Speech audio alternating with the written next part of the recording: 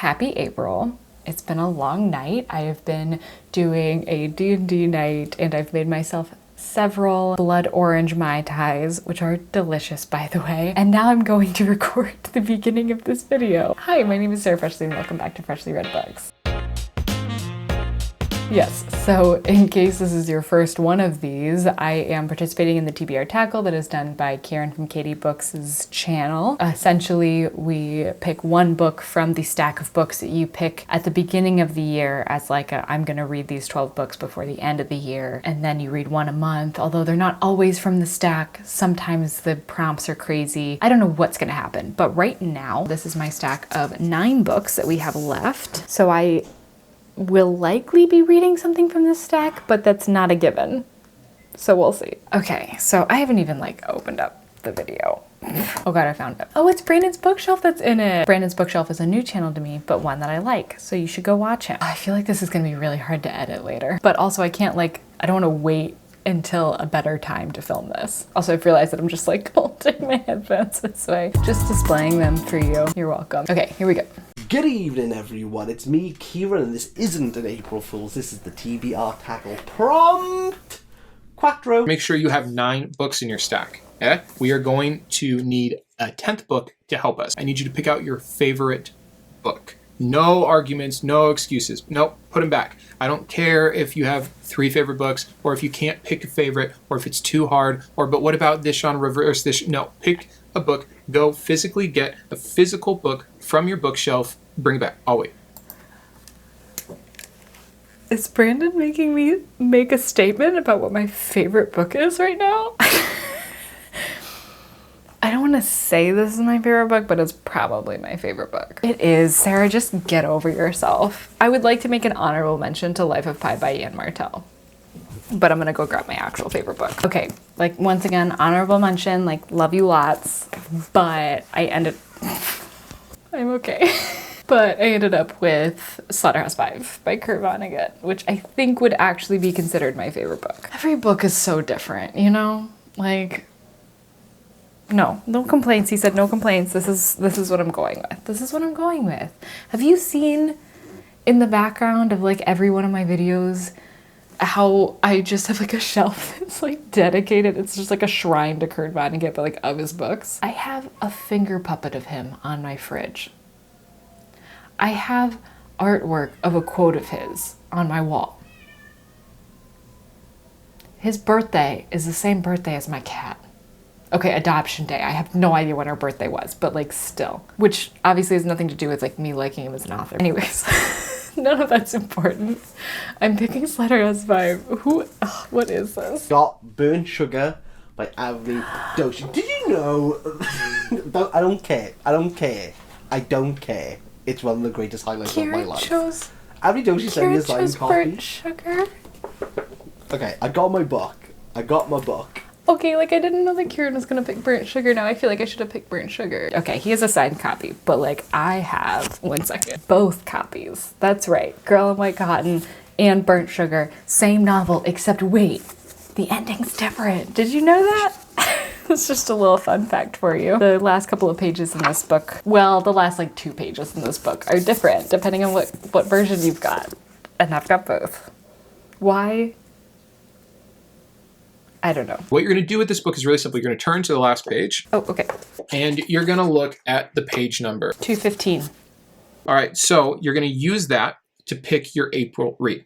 So what you want to do is look through your 9 books and find the book with the most similar amount of pages, the closest match. You can take this, put it aside. Oh God, get out of here. Okay. I'm not mad at Brandon. I'm mad at the premise. Actually, I'm not mad at either. I just totally misunderstood what was going on. So I just wanted to come in here, clarify what I thought, because otherwise I feel like this next section won't make sense. Basically, I had been ruined by previous prompts and thought that when Brandon said, put the book aside, that meant like that book is coming off of your TBR, like your list, and it's going to be like replaced with something else on my bookshelf or something like that. And so I thought that meant that for sure I wouldn't be reading the book that is chosen, which is why you see me so upset when I find out what book is chosen, because it's one that I really wanted on this list. And then later finding out that that actually meant that that's the book that I'll be reading for the month. So I go through a whole roller coaster of emotions, but I do eventually figure it out. So have fun watching that process, because it was a trip to edit. Okay, so mine was 215 because this is 292. This is, geez Louise, there's a whole book club section at the end that doesn't have page numbers. 289, so this one's closer. This one's 304. And let me check Fight Club. That's the only other one that's possibly going to be 218. No, Brandon, but no. No, Brandon. Come on. I really wanted to read this. Okay. Take it, put it aside. Fine. Aha, there's booby traps. And this is the other two parts of the prompt. So here's the deal. The first thing is if you have a basic amount of pages. If your favorite book fell between 320 and 400, I've got horrible news for you. You have to swap out your entire stack. If your favorite book is one of the 5 most common cliche favorite books, which are, according to Google, Don Quixote, A Tale of Two Cities, The Lord of the Rings, The Little Prince, or Harry Potter, I think the last one's going to get a few of you. You've got to swap out your whole stack. Okay, we're fine. Wait, so this is the book I'm reading? Okay, I did a really bad job of paying attention, and I thought that I thought that he was saying that I couldn't read this book because I got so used to, like, with a book you pick, get rid of that. Like, put it to the side meant in my head, get rid of it. And then I'm using Bluetooth speakers or headphones, so sometimes it like takes a second of like audio playing for it to start relaying in my headphones. So I think I missed the part where it was like, this is your April book. So I get to read Fight Club. How wonderful is that? Thank you, Brandon. I'm sorry I got mad at you earlier for thinking you took this off my list and instead you put it on my most... what I'm gonna read next. TBR. I'm gonna hate editing this section, but like, should I drink before every announcement of TBR Tackle? Because this seems like it's gonna be entertaining for everybody else and not for me. Cheers. Cheers.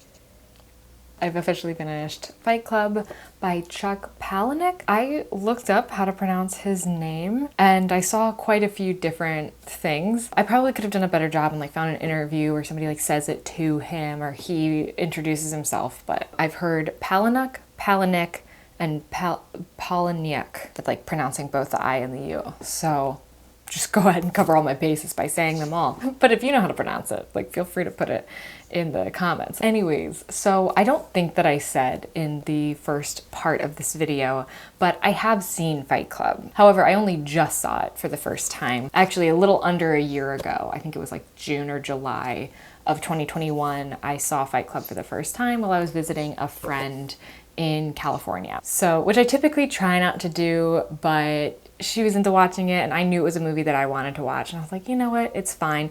And I oddly am kind of glad that I did because I knew that there was a big twist to Fight Club and I'm not going to spoil that twist in this video because if you haven't seen it, like, I highly recommend it, or if you haven't read it, I highly recommend it. I think that it would be an awesome reveal in either situation. I know for sure it was in the movie because I got to experience that, but it was kind of nice to go through the story again. And I remember getting to the end of the movie and being like, I can see why people rewatch this movie because it'd be really cool to watch that again knowing that what the twist is. So it was really cool to read this book knowing what the twist is, but I do think it took away a little bit of it, or it's weird. I almost wish I could experience both of them on their own without knowing the twist and like finding it out that way to be able to compare the two, but you just can't because once you know it, you know it. But it was very interesting to read knowing what that twist was. I would say I'm pretty impressed at how much of this is similar to the movie. There are some differences. Some of them are smaller and some of them are pretty large, but I think that they did a good job of getting like the general feel of everything in the book, like, to the movie, which is always great to see. Now, that might just be because I watched the movie first and then read the book and I had a harder time. I feel like it's always easier when you read the book first. You just spend so much more time with the book than you do with the movie, so those instances, those events are more ingrained in your memory than they are when you watch like the movie version of it. So maybe it's just easier to see the differences when the movie's what you watch second. But I kind of felt like they did a pretty good job of staying true to the story. Like, yeah, some things were changed, but I think that most of it was understandable. The biggest change, I guess, would maybe be the ending, which was a bit more the Hollywood, I guess I would say, for the movie, like a bit more of a nice ending. Maybe this is just a little bit more loose, I guess, or more like it could continue, which makes sense because I believe there are 2 graphic novels that are a continuation of this story. So like, I'm kind of tempted to read them, but if they were books, then definitely I think I'd just be like, I'm good with where the story is and where it's settled. And I don't think that I would need more than that or really want to be in the world for long. It's a really gritty world to be in, like reading or watching Fight Club. And there is this sense of like the weight of the world that I don't think goes away, despite the fact that a lot of what the book is like denying all of that and being free of all that as much as possible. It still feels like they're suffering under the weight of the world. Maybe it's because of the situation they're living in, maybe it's because of the people around them or the consequences of their actions, but it still definitely feels like there's that weight of the world. I particularly think that they did a great job with Marla. Book Marla to movie Marla was like perfect. But yeah, overall, I think that reading it gave very much the same sense of watching the movie. So I think that that is a testament to the people that made the movie. Apologies for not knowing who the director was or anything, but yeah, I think that clearly they did a great job. I think that at this point, the movie, I would say, is more considered a classic than the book itself. I feel like the book is considered to be a classic, but the movie just, it's at a different level, I guess is what I'm trying to say. Also, writing style wise, it was super, super readable and very fun and quick to read through. So I would consider picking up more by Chuck Palahniuk, or however his last name is pronounced. But anyways, that's going to do it for this video. I hope that you enjoyed it. Sorry I didn't dive as deep into Fight Club. There are tons of reviews though on YouTube, obviously, about this book already. So if you want a deeper dive, like there's definitely more that you could pull from on YouTube. But I'm really glad that I was finally able to read it. This was like the second oldest book on my TBR. Anyways, that's gonna do it for this video. So hopefully I will see you in the next one. Bye.